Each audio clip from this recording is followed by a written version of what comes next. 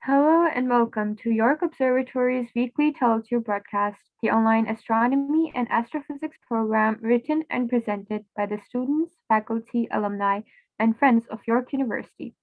We are broadcasting live from the Alumni Carswell Observatory located at York University in Toronto, Ontario, Canada. York YouTube broadcasts every Wednesday night at 7:30 p.m. local Toronto time.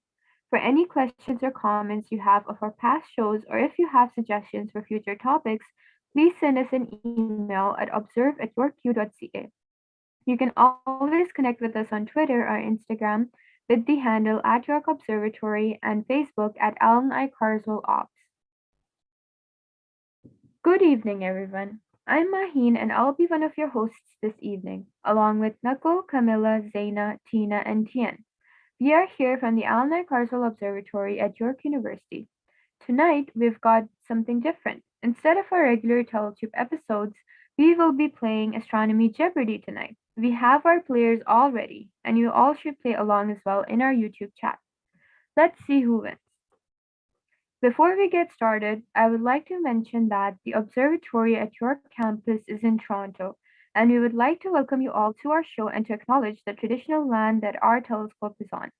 The observatory acknowledges its presence on the traditional territory of many indigenous nations. The area known as Toronto has been taken care of by the Anishinaabe Nation, the Haudenosaunee Confederacy, the Huron-Wendat, and the Métis. It is now home to many indigenous peoples. We acknowledge the current treaty holders, the Mississaugas of the Credit First Nation. Our stargazing and astronomical efforts join the long history and current practices of astronomy for this land. The observatory looks forward to continuing to learn and revitalizing our knowledge in this area. I will now hand it over to Tina to talk a bit about what's up in the sky tonight. Thank you, Maheen. This part was written by my colleague Zena. Welcome, everyone. Before we get started with our main show, we want to give you a little update on what you can see this coming week. The moon is in a waning gibbous phase with an illumination fraction of 81% as seen from Earth. We're just 4 days after the full moon phase, which happened on September 10th. The sun and the moon are not aligned, so their combined tidal forces are relatively weak, resulting in a weak ocean tides. We are lucky tonight to have the opportunity of observing the ice as twice. It will be visible for about 2 minutes at both times. Firstly, at around 8:01 p.m. and about 9:35 p.m. Toronto time. It will be at a maximum height of 11 degrees and 28 degrees respectively. This week we have Uranus, Messier 45, or what is colloquially known as Pleiades, or the Seven Sisters, and Jupiter visible. The Seven Sisters are shining to the left of the moon, while Uranus will be in a very close proximity to the moon, such that both can be captured in the same binoculars view. After 9:30 p.m. Eastern Time, the moon and Uranus will be situated in the east-northeast direction, then they will mount up into the southern direction at around dawn. However, because of the easterly orbital motion of the moon, it will divert further away from Uranus.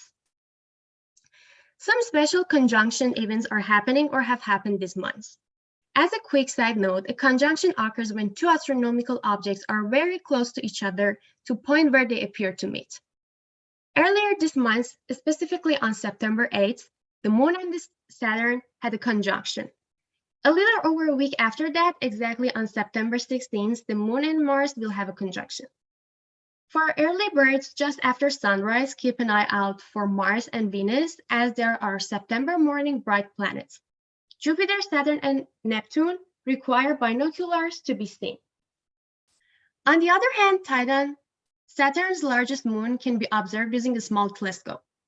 Unfortunately, Mercury is too close to the sun and will not be visible for the majority of this month. Nonetheless, have fun observing the skies wherever you are in the world, everyone, and enjoy learning some cool astronomical facts with us tonight through our fun and interactive Astro Jeopardy game. Now I'm passing it to Maheen. Thank you, Tina, for letting us know what's up in the sky tonight. Hopefully it helps everyone in their observing tonight. So we will now move on to the game that you're all probably here for. So I'm gonna go ahead and share my screen to the game. So We're playing Astronomy Jeopardy tonight. And before we get started, I would like to explain a little bit about how the game works and the rules of the game. So, we have four categories: stars, galaxies, planets, and physics. As you can see, we have different scores under each category.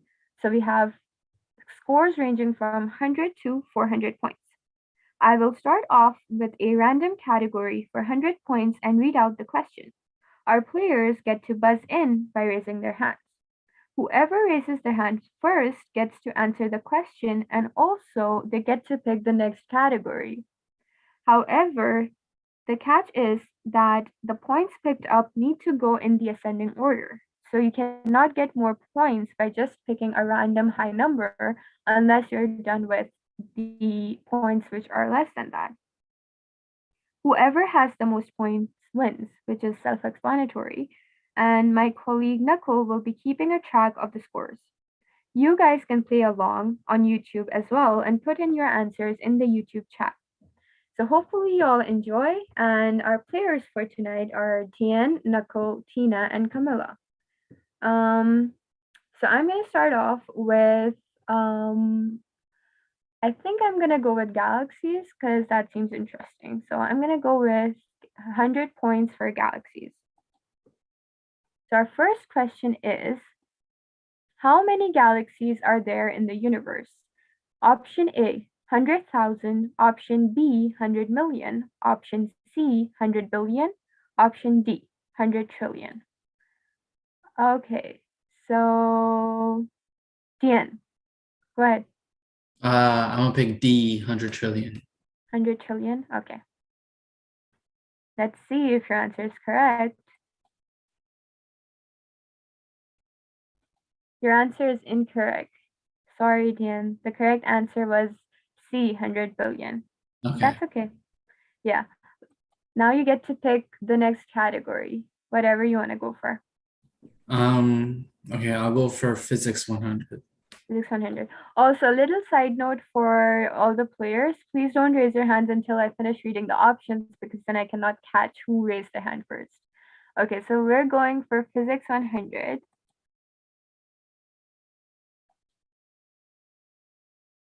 Oh, so this question is, I cannot see the question.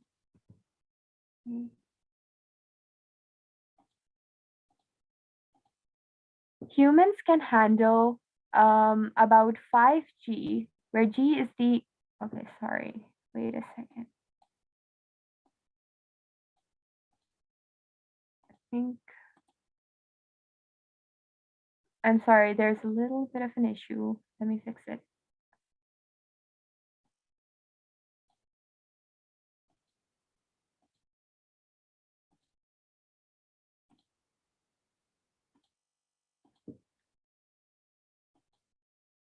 So sadly, I cannot see the question in this mode, so I'll have to. Okay. The maximum safe acceleration that humans can. Oh my God. The maximum safe acceleration that humans can handle is about 5G, where G is the acceleration due to the Earth's gravity for a 7 kg person. How much force is this equal to?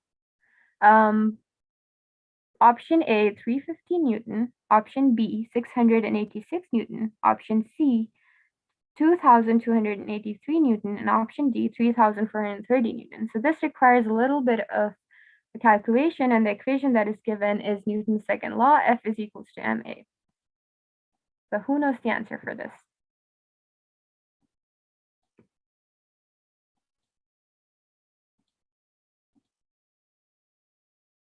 Camilla, go ahead. I would say D.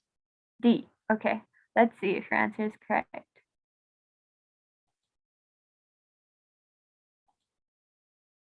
Wow, your answer is actually correct. Great, Camilla. You can write 100 points for yourself.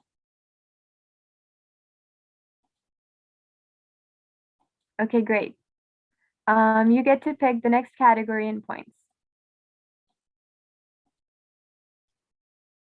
Okay, I want to pick stars 100.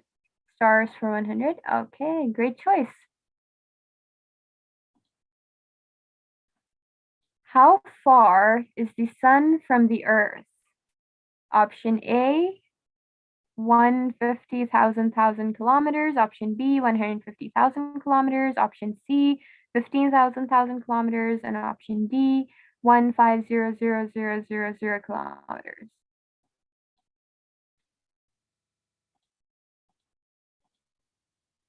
No hands risen yet.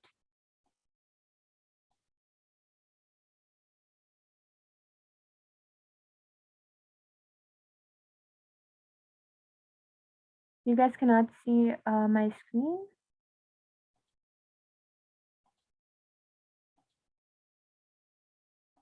Sorry, there's a little bit of a technical issue, everyone. We're just trying to fix it.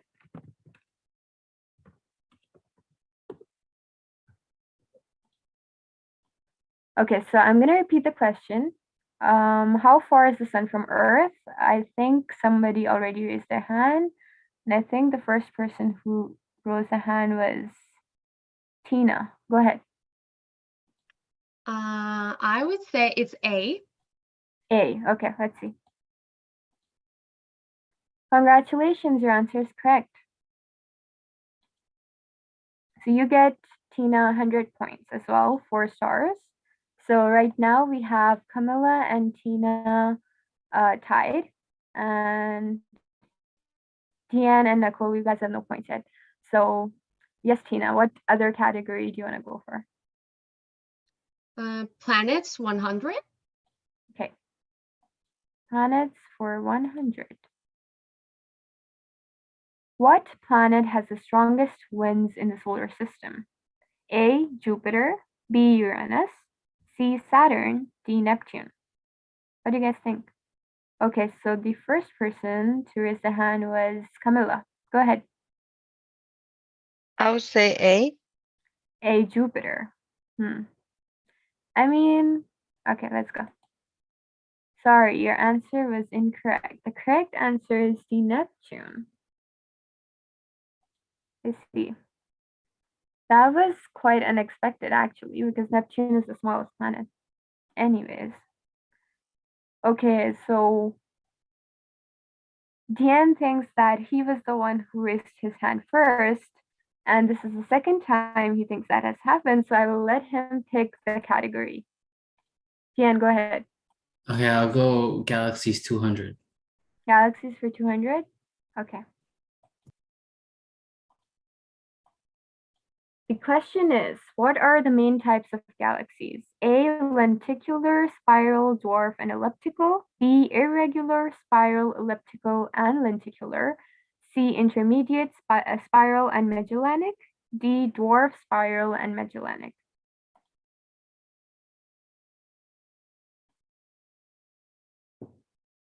What do you guys think? Okay, that was Tian. I'll go with A. A?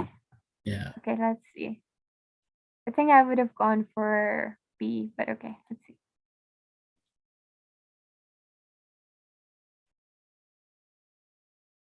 Sorry, your answer is incorrect. The correct answer is B, irregular, spiral, elliptical, and lenticular.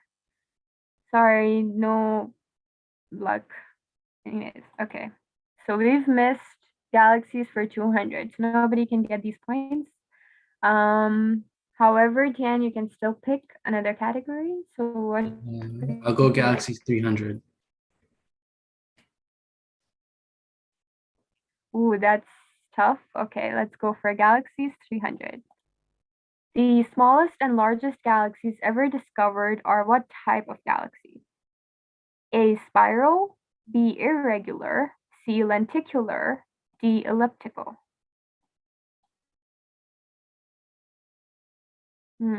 Nicole, go ahead. My answer goes to elliptical. Elliptical? Yeah. Okay. D, elliptical. Nicole thinks it's D for elliptical. Okay. Congratulations, Nicole. You get 300 points. Great. Now you're leading. Your answer is correct. Okay. Hey. You get to pick the next category too. So I go for physics 200. Physics for 200? Okay. Yeah. I think that's going to be a bit difficult, but oh, another question that I cannot see. My God. Okay.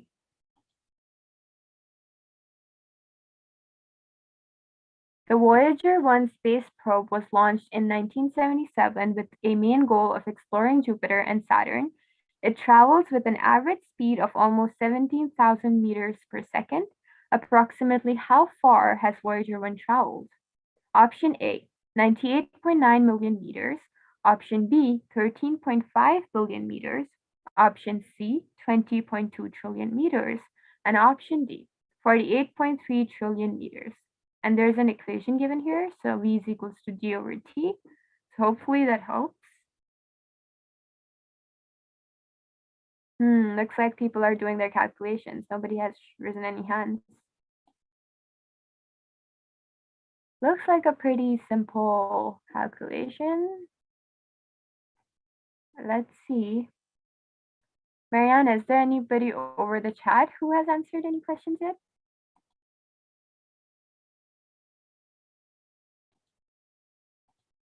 No one yet?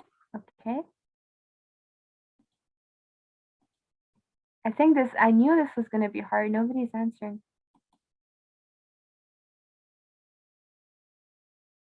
You guys got this. It looks pretty easy. I think I already know.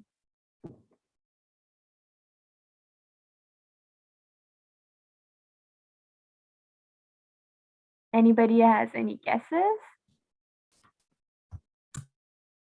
It is for 200 points. Okay, Tian, go ahead. I'll guess C. C, 20.2 trillion meters. Okay. Oh my God, that's the correct answer. Finally. Good guess. Thank You you. get 200 points. Okay, great. So Nakul is still in the lead, I believe, because, yeah. So what category would you like to pick next? I can't see your screen. It's frozen again. You cannot see the screen? Like I can see it, but it's frozen. It's not on the game board. Can you see it now? Yeah. Okay. I'll go with stars 200. Stars for 200. I think stars for 200 is already done. Oh, okay. Then I'll go Yeah. stars 300. Stars for 300. Okay. Which of the following is not a known star type? A, white dwarf, B, brown dwarf, C, green dwarf, D, blue giant. This is simple. Yeah, Tian, go ahead. Green dwarf. Yeah. Congratulations, your answer is correct. And here we have our diagram. It shows us that the answer is correct. Okay. If you guys can see the board, what category would you like to pick next? I'll go stars 400. Oh, okay. So you're gonna take all the stars. Okay, what determines the death of a star? A, temperature, B, luminosity, C, radius, D, mass.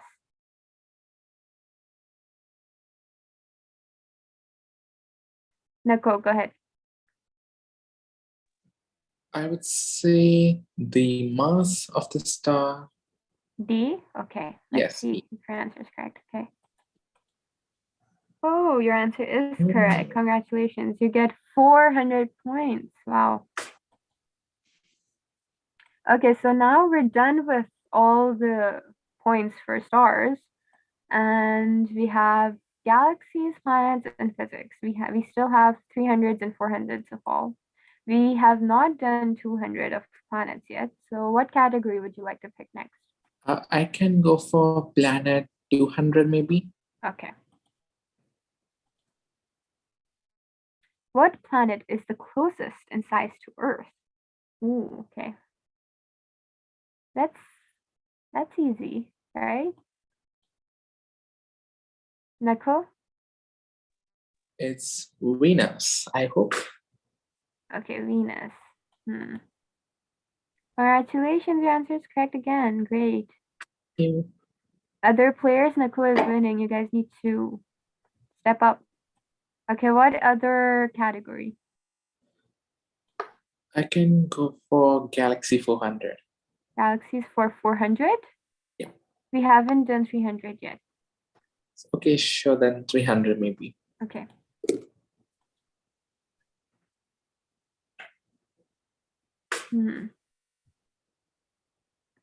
Have we done this? Yeah, we did this. We did this, right? Okay. Yes, so I think we this was lenticular. No, this was electrical. Okay.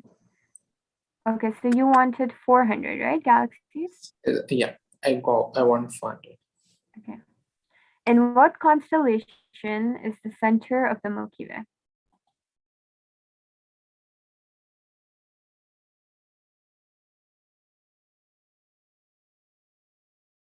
Nakul, go ahead.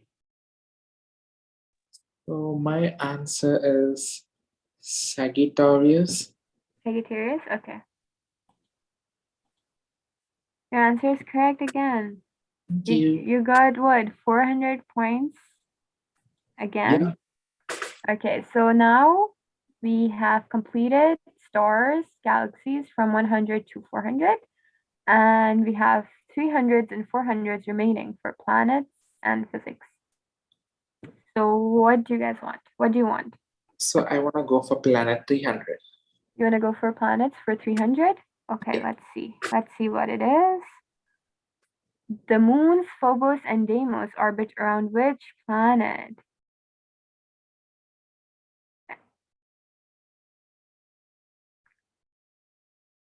Yes, Tina, go ahead. My answer is D. D for like Jupiter? Okay, let's see. Yeah. Let's see if your answer is correct. Sorry, answer is incorrect. The correct answer is Mars. Does anybody know what moons Jupiter has? It has lots of moon. It has a lot of moon, right? And it has Titan, which Tian said, and I think it also has Ganymede and some other moons as well.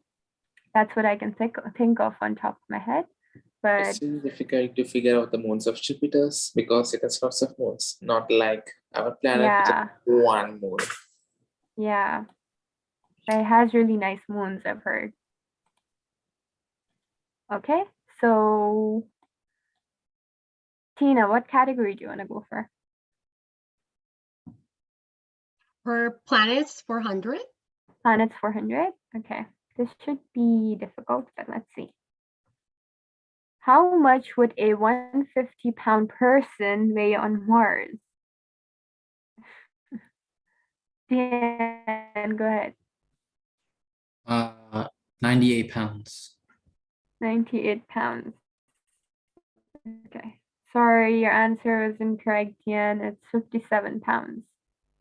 So it's less than half, right? Which means that because G is 3.71. Wow, okay, that's very less. Okay, and then what other category do you want to go for? I think we have very less options remaining. We have physics. Nobody wants to go for physics. We have physics for 300 and 400, and that's it. Yeah. So what do you want to go for, Tian? 300 for physics? That's the only option, right? Yeah. Nobody wanted to do physics. Okay.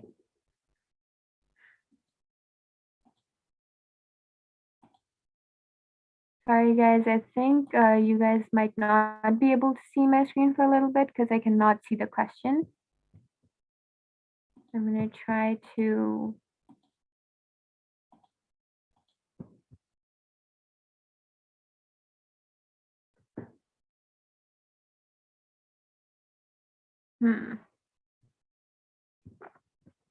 Apparently it's not working.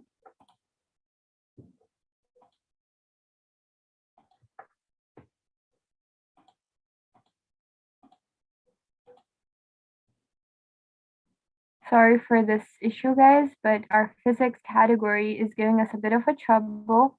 I'm not able to see the questions. And that's why I'm having a bit of an issue with that. I'm gonna try it again. Physics for 300. Okay. So our question is gravitational field from which nothing can escape. Okay, now a black hole is a region of space that is so dense it creates a gravitational field from which nothing can escape. Anything can be turned into a black hole if it's crushed to the right size, called its Schwarzschild radius. What size would the sun need to be crushed to in order to turn it into a black hole? A, 143 meters, B, 2,950 meters, C, 478 million meters, and D, 189 billion meters. We also have some equations and constants here that you guys can use. So I think this is going to take a while for people to calculate. Let's see if you guys can come up. Okay, Camila, yeah. What do you think? I think the answer is B. B, 2,950 meters. Okay. Let's see. Your answer is correct, Camila. That's great. Do you mind explaining how you got to this answer? Was it a guess or did you calculate it? No, I used the equations given. Oh, that's nice. Okay, great. Now we have the last thing left. It's physics for 400 points. I hope we can see the question for this one. Let's see. Okay. I don't think we can. But I think this should work. The escape velocity of Earth is 11.2 kilometers per second. So the escape velocity of Earth is 11.2 kilometers per second. If something is being launched into space that must escape Earth's gravity by the time it reaches outer space, approximately 100 kilometer, what acceleration must the object have? A, 14 meters per second square, B, 367 meters per second square, C, 627 meters per second square, and D, 1137 meters per second square.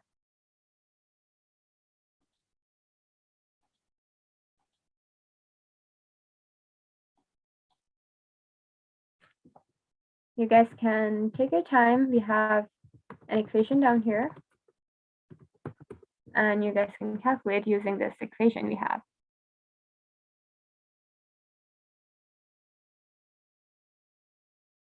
Yes, Nakul, go ahead. So I hope the answer is 367 meter per second square, which is B. Okay, your answer is not correct. Okay, let's see. The correct answer is C, 627 meters per second squared. But good try. Were you going to say something, Nakul? Oh, that's it. So yeah, so our game ended. It was a lot of technical errors in the physics category, which is quite normal. I think physics gives us a lot of errors in general in life. So hopefully you guys enjoyed the game overall. And yeah, I will now hand it over to Dhyan to end this off with an outro. Oh, Wait, before that, I'm sorry, I completely forgot. Nakul, who won? So this is a very good question. Okay. So the one who has the highest number of points. So the person who is having the highest point is 1300. So the winner is none other than Nakul, who's me. And thank you. And the second place goes to Dhyan with 500 points. And the third place goes to Camila with 400, and the last place goes to Tina with 100 points. Okay, good try, everyone. I think the reason Nakul won is that he got a lot of 400 points correctly. So, but good job, Nakul. You did a good job. Thank you. Okay, so I will now hand it over to Tian to end this off. And yeah. Well, everyone, you've been watching the AICO Carswell Observatory's weekly Teletube broadcast, the Astronomy and Astrophysics program written and presented by the students, faculty, alumni, and friends of York University. The hosts this evening have been Nakul, Maheen, Camila, Tina, Zena, and myself, Dhyan. All of our programs are free, but if you would like to make a donation, see our website at observatory.info.yorku.ca. And you can always connect with us on Twitter with the handle @YorkObservatory, and you can check out our website for show notes, content updates, and contact info at observatory.info.yorku.ca. Thanks for tuning in, everyone. Clear skies and have a good night.